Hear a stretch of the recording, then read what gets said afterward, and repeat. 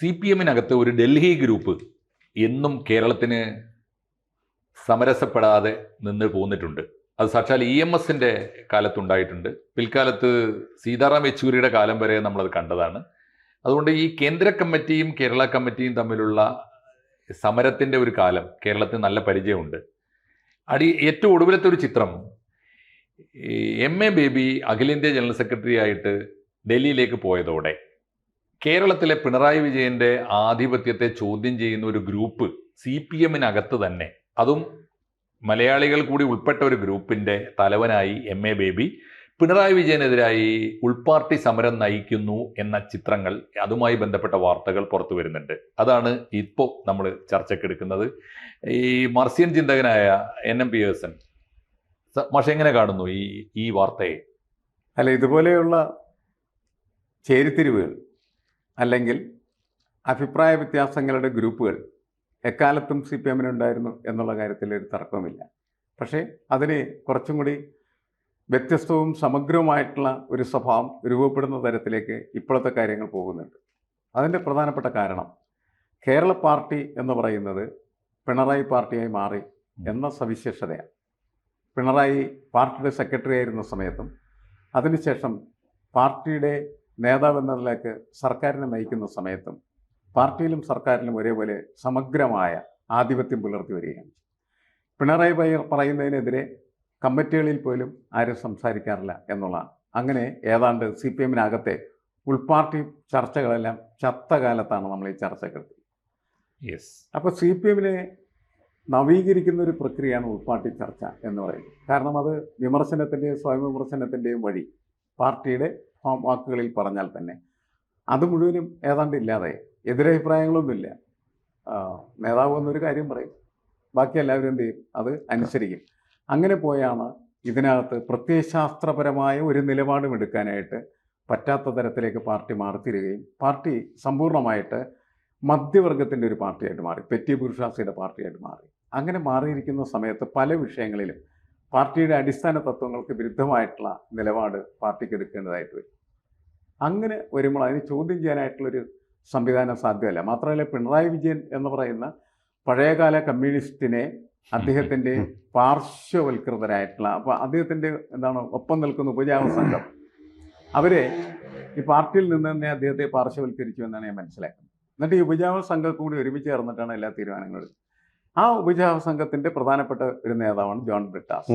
അദ്ദേഹത്തിനെതിരെ ഉള്ള ഒരു നീക്കമാണ് പുതിയ വാർത്തക്ക് കാരണം എന്നാണ് എനിക്ക് തോന്നുന്നത്. പുതിയ വാർത്തയുടെ നിദാനം എന്ന് പറഞ്ഞാൽ, ഇപ്പോൾ ജോൺ ബ്രിട്ടാസിനെ MA ബേബി ഡൽഹിയിലേക്ക് വിളിച്ചിരിക്കുന്നു. പാർട്ടിയുടെ ദേശീയ ജനറൽ സെക്രട്ടറി ആണല്ലോ, കേട്ടേ പറ്റുമല്ലോ.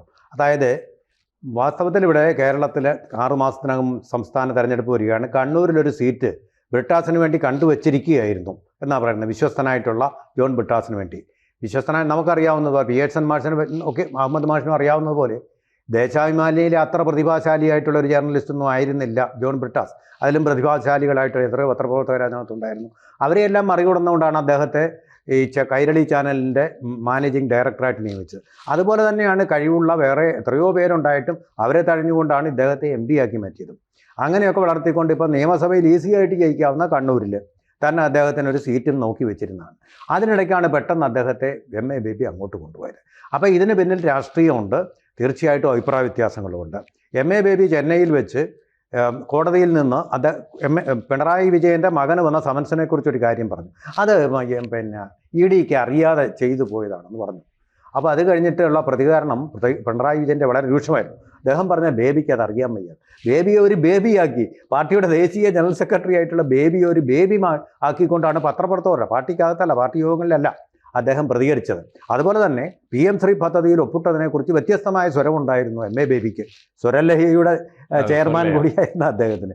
അപ്പോൾ ഈ അഭിപ്രായ സ്വരഭേദങ്ങളൊക്കെ തന്നെയല്ലേ ഇതിലേക്ക് നയിച്ചിരിക്കുന്നത് ബ്രിട്ടാസിനെ? ഈ കലാപം നയിക്കുന്നു എന്ന് പറയുന്ന രണ്ടുപേരെയും മലയാളിക്ക് എന്തുമാത്രം വിശ്വസിക്കാൻ പറ്റും എന്നുള്ളതാണ് ഇതിൽ പ്രധാനപ്പെട്ട ഒരു ചോദ്യം. MA ബേബിയെ കുറിച്ച് ഉന്നയിക്കപ്പെട്ട അല്ലെങ്കിൽ പുറത്തു വന്ന ധാരാളം ആരോപണങ്ങളുണ്ട്. അത് ധാർമ്മികമായ ആരോപണങ്ങളിലേക്കൊന്നും നമ്മൾ കടക്കുന്നില്ല. പക്ഷേ ഏറ്റവും പ്രധാനപ്പെട്ട ഒരു സ്വഭാവപരമായ ഒരു ആരോപണമുണ്ട്.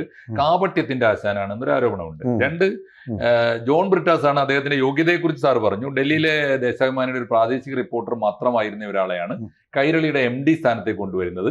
പിന്നെ അദ്ദേഹം ഏഷ്യാനെറ്റിലേക്ക് പോയത് എന്തിന്?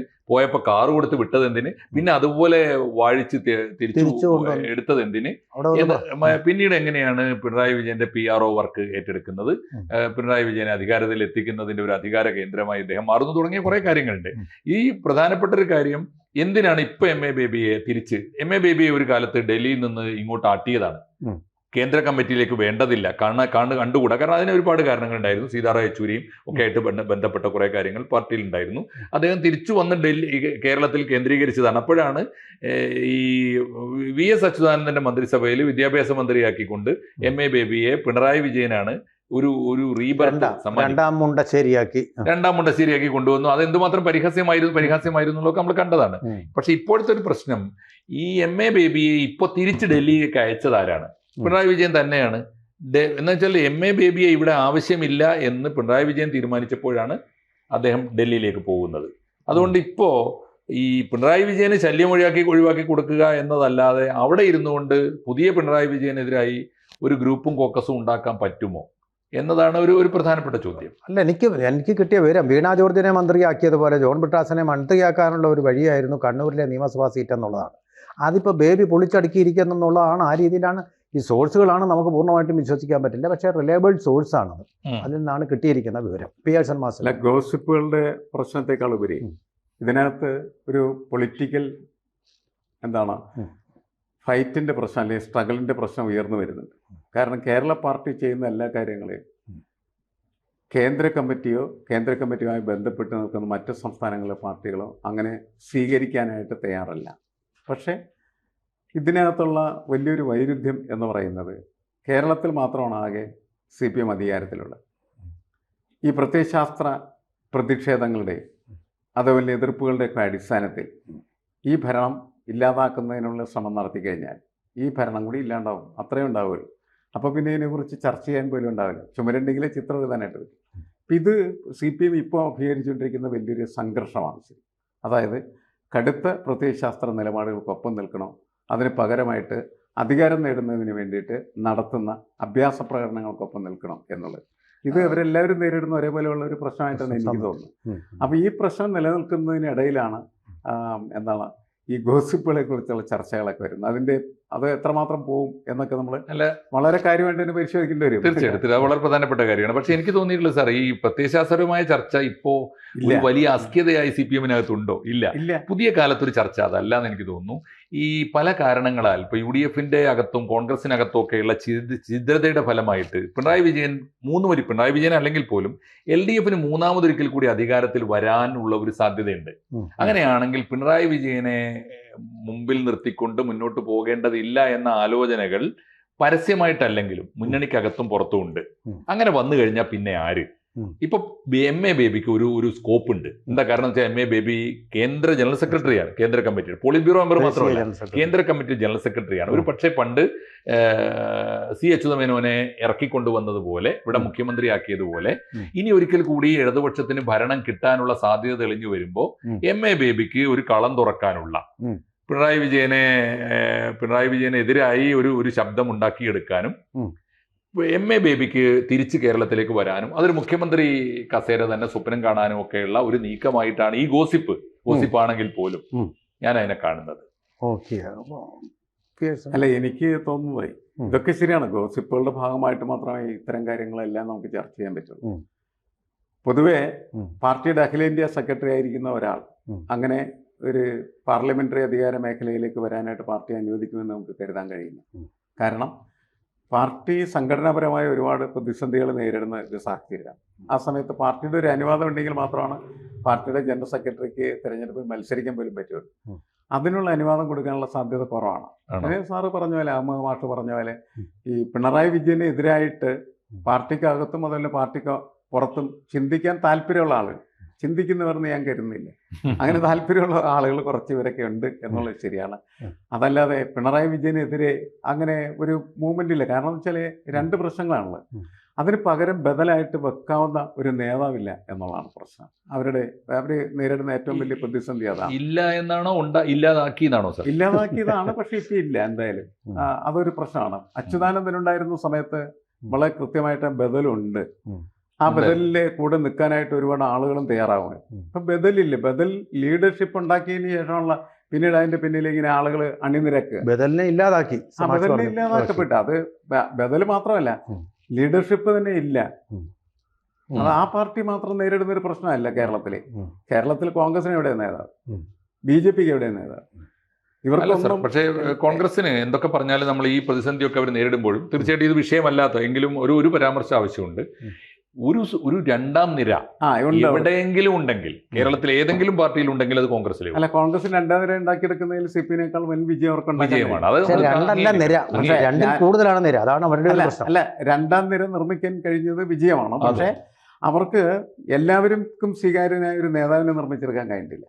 അതാണ് അവരുടെ മനസ്സിലായി. അവസാനമായി ഇതിലേക്ക് തിരിച്ചു വരുമ്പോൾ എനിക്ക് തോന്നുന്നു ഈ പ്രശ്നത്തിൽ അവശേഷിക്കുന്ന ഒരു പ്രധാനപ്പെട്ട ഘടകം ഈ കേന്ദ്ര കമ്മിറ്റി, ഡൽഹി ഗ്രൂപ്പ് എന്നൊക്കെ നമ്മൾ പറഞ്ഞാലും അതിന്റെ യഥാർത്ഥ രക്ഷിതാവാരാണ് എന്നൊക്കെ ഇന്ത്യയിൽ എവിടെയെങ്കിലും ഏതൊക്കെ സംസ്ഥാനത്ത് ഭരണമുണ്ടോ ആ ഭരണം ഉള്ള സംസ്ഥാനങ്ങൾ കൊടുക്കുന്ന ഫണ്ടാണ് കേന്ദ്ര കമ്മിറ്റിയുടെ വരുമാനം.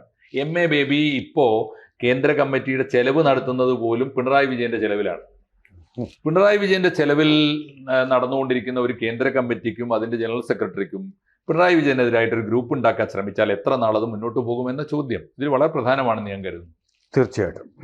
അല്ല, ഈ ഗോസിപ്പുകളാണ് എന്നതിനപ്പുറം യാഥാർത്ഥ്യം എത്ര കണ്ട് നമുക്ക് പരിശോധിക്കാൻ പറ്റാത്ത തരത്തിൽ കിടക്കുന്നതിന്റെ പ്രധാനപ്പെട്ട കാരണം ഇപ്പൊ പറഞ്ഞതാണ്. കാരണം പാർട്ടിയുടെ സമ്പത്ത് എന്ന് പറയുന്നത് കേരളമാണ്, ഭരണമാണ്. ഭരണമാണ്. അപ്പോൾ ആ സാമ്പത്തിക ശേഷി കൊണ്ടാണ് ഇന്നത്തെ രാഷ്ട്രീയ പ്രവർത്തനങ്ങളൊക്കെ നടക്കുന്നത്. ഇപ്പോൾ കേരളത്തിലെ പാർട്ടിയും നമ്മളെ രാജസ്ഥാനിലെ പാർട്ടിയും തമ്മിൽ ഭയങ്കര വ്യത്യാസമാണ്. അവർ ദരിദ്രരായ മനുഷ്യരുടെ പോരാട്ടത്തിൻ്റെ പാർട്ടിയാണ്, ഇവിടെ സമ്പന്നരായിട്ടുള്ള അധികാരത്തിൻ്റെ പാർട്ടിയാണ്. ആ വ്യത്യാസമുണ്ട്. ഈ വ്യത്യാസങ്ങളൊക്കെ ഇതിൽ ചർച്ച ചെയ്യേണ്ടതാണെന്നാണ് എനിക്ക് തോന്നുന്നത്. തീർച്ചയായിട്ടും. ഇപ്പോൾ പിണറായി വിജയന്റെ ഈ അധികാര മാഫിയയാണോ അതല്ല ഡൽഹി കേന്ദ്രീകരിച്ച് MA ബേബി നടത്തുന്ന ഈ ബദൽ തിരുത്തൽ മൂവ്മെന്റ് ആണോ മുന്നോട്ട് പോകുക? ഏതാണ് വിജയിക്കുക? നമ്മൾ കാണാൻ നമുക്ക് കാത്തിരിക്കാം ഇനിയുള്ള ദിവസങ്ങളിൽ. ഓക്കെ.